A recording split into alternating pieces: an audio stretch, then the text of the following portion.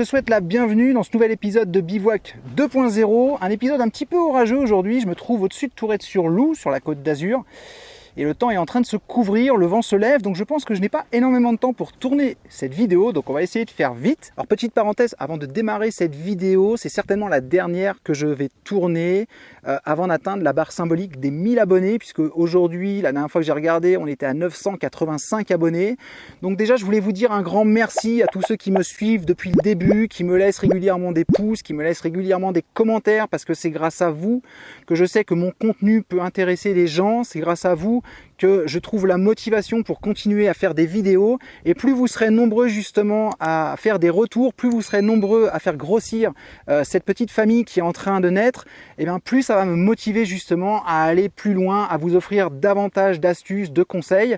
Et d'ailleurs, je vous réserve un programme, une grosse surprise pour les prochaines semaines, les prochains mois. Je suis en train de travailler justement sur une orientation de la chaîne qui, j'espère, va beaucoup vous intéresser, en tout cas pour ceux qui souhaitent aller plus loin dans l'allègement, dans la simplification de leur liste et dans la manière de randonner en général. Je vous en dis pas plus aujourd'hui, mais vous verrez ça dans les prochaines semaines, prochains mois. C'est encore en chantier, mais on en reparlera très bientôt, je vous le promets. En tout cas, encore une fois, un grand merci à tous ceux qui me suivent, un grand merci à tous ceux qui nous rejoignent sur cette petite famille de la randonnée légère. J'espère sincèrement que cette aventure va continuer encore longtemps et que cette famille Bivouac 2.0 qui est en train de grandir tout doucement, qui va bientôt passer la barre des 1000 abonnés, eh bien, va continuer à prendre de l'ampleur pour pouvoir justement échanger autour de cette passion commune qui est la randonnée légère, la randonnée minimaliste, et également de toutes ces valeurs qui nous rassemblent, cette préservation de la nature, cette envie de respecter la nature, d'y laisser le moins de traces possible et de faire en sorte en tout cas que ces valeurs puissent se propager au plus grand nombre. Voilà, je ferme la parenthèse et on revient maintenant au sujet de la vidéo. Aujourd'hui, je vais te donner 7 bonnes raisons d'utiliser des bâtons de randonnée. Alors, il y a forcément des raisons que tu connais déjà, mais je te rassure tout de suite que tu randonnes déjà avec des bâtons de rando ou que tu ne sois pas du tout convaincu par l'usage des bâtons en balade. Quoi qu'il arrive, même si tu as déjà randonné avec des bâtons de randonnée, je suis certain que parmi les 7 bonnes raisons que je vais te donner aujourd'hui, il y en a au moins 2 ou 3 pour lesquelles tu n'as jamais pensé à utiliser tes bâtons. Et si aujourd'hui tu ne randonnes toujours pas avec des bâtons, je suis certain qu'après avoir vu la vidéo en entier, tu vas finir par être convaincu d'utiliser des bâtons de randonnée. Alors on va commencer par la première bonne raison qui, à mes yeux, est la plus importante. C'est le fait que ça va te permettre de répartir la charge, répartir le poids de manière différente que si tu randonnais sans bâton. Je m'explique, le fait d'utiliser des bâtons, par exemple dans les montées où tu vas pousser avec les avant-bras, ça va permettre justement d'alléger la charge qui va peser sur tes articulations, notamment tes genoux et tes chevilles, et de répartir cette charge sur tes avant-bras. D'ailleurs, quand on n'a jamais randonné de sa vie avec des bâtons et qu'on commence à randonner justement avec des bâtons, généralement les premiers jours, on sent beaucoup de courbatures au niveau des avant-bras et c'est tout à fait normal puisque c'est une partie du corps qui travaille, qui est beaucoup plus sollicitée, alors qu'à l'inverse, lorsqu'on randonne sans bâton, lorsqu'on marche uniquement à la force des cuisses, à la force des jambes, on ne travaille pas du tout le haut du corps et encore moins les avant-bras. En allégeant tes articulations au niveau des chevilles, au niveau des genoux, tu vas provoquer beaucoup moins de traumatisme et tu vas pouvoir randonner beaucoup plus longtemps au niveau du temps. Ça va préserver ta santé, ça va préserver ton corps. Donc à mes yeux, c'est la raison la plus importante. Ça va te permettre de ménager tes articulations et de pouvoir répartir le poids de manière différente.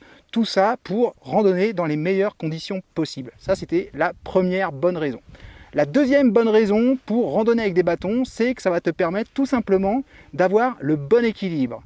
Puisque le fait d'avoir des bâtons va te permettre d'avoir simultanément toujours 2 points d'appui de chaque côté de ton corps. Alors bien entendu, pour ça, il faut avoir la bonne méthode, il faut randonner correctement et marcher correctement avec ces bâtons.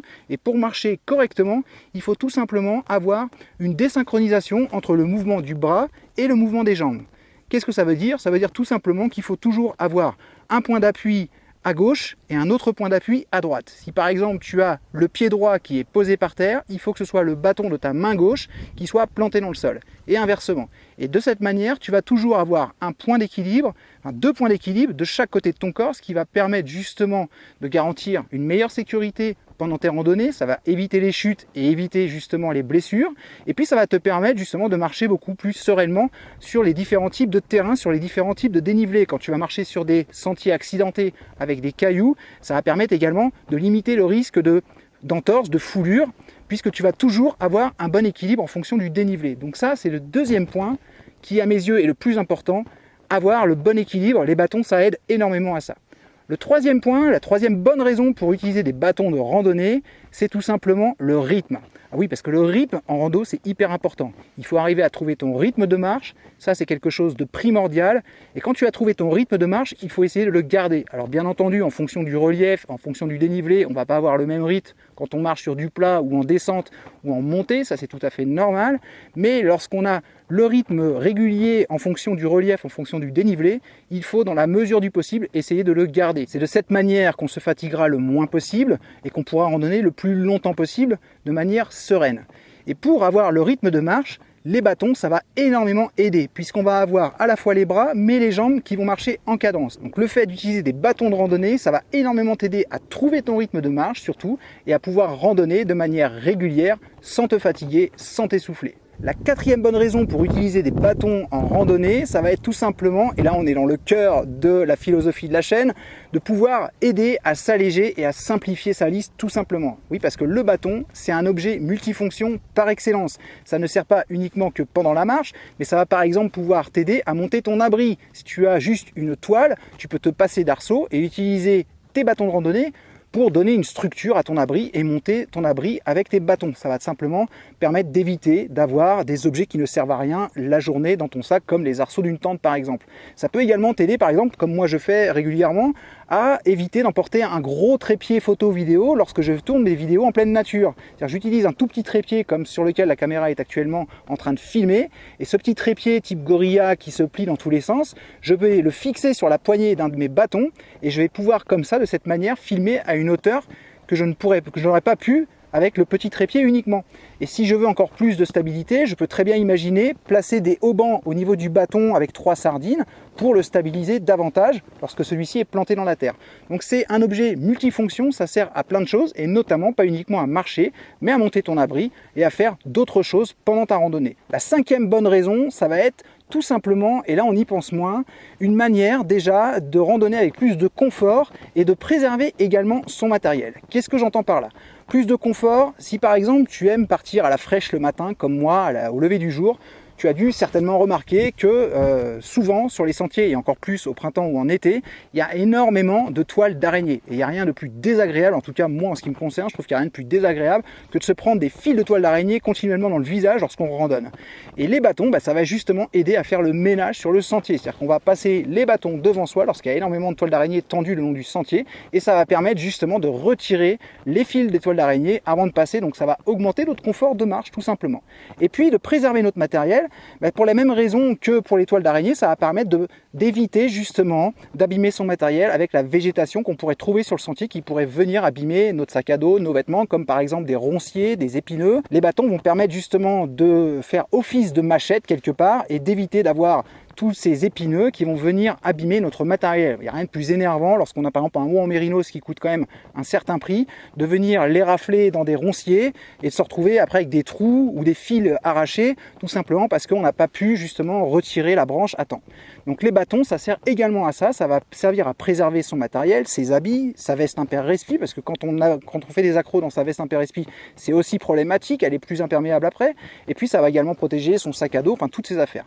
Donc les bâtons, c'est très utile également pour ça sur le sentier, pour faire le ménage lorsqu'il y a trop de végétation qui pourrait abîmer le matériel. C'était la cinquième bonne raison d'utiliser des bâtons de randonnée. Et la sixième bonne raison d'utiliser des bâtons en randonnée, ça va être de pouvoir tester le terrain. Oui, lorsqu'on n'est pas sûr si le terrain est marécageux, si on va s'enfoncer dedans, ça peut être très utile justement, avant de mettre le pied, de savoir comment est le terrain. Moi, ça m'est arrivé l'année dernière lorsque je suis parti randonner au cœur du Sarek en Laponie suédoise. Il n'y a pas du tout de sentier, on marche à vue, on fait sa trace plus ou moins, et puis il y a énormément de zones marécageuses qu'on ne voit pas venir. Et même lorsqu'on est dedans, on n'est pas certain lorsqu'on va poser le pied, qu'on va s'enfoncer juste de quelques centimètres, ou alors directement au-dessus du genou.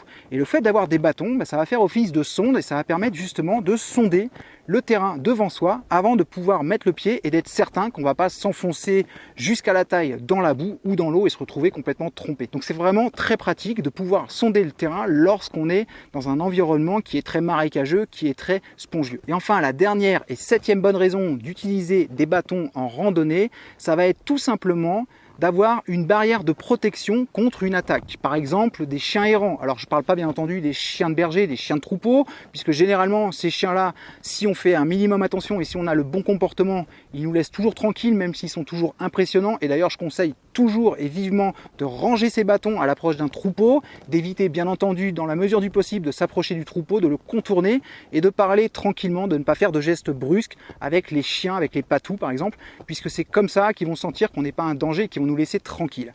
Mais il peut arriver qu'on soit embêté par des chiens errants tout simplement pendant une balade, ou alors des chiens laissés sans maître qui vont nous suivre, qui vont peut-être vouloir nous attaquer, nous mordre. Le fait d'avoir des bâtons, ça va nous permettre quand même d'avoir une protection, même si bien entendu on va éviter dans la mesure du possible ces agressions. C'est toujours agréable d'avoir un objet qui va nous permettre de nous protéger. Voilà, cette vidéo est maintenant terminée. J'espère sincèrement qu'elle t'a plu et que, en tout cas, si tu n'étais pas encore convaincu d'utiliser des bâtons de randonnée, eh bien, tu as pu trouver dans cette vidéo au moins une ou deux, voire 3 bonnes raisons d'utiliser des bâtons pendant tes balades. N'hésite pas bien entendu à laisser un pouce si tu as aimé, moi ça m'encourage énormément à continuer, et surtout partage cette vidéo avec tes amis randonneurs sur les réseaux sociaux, ça peut leur être utile s'ils ne sont pas encore mis à la marche avec des bâtons de randonnée.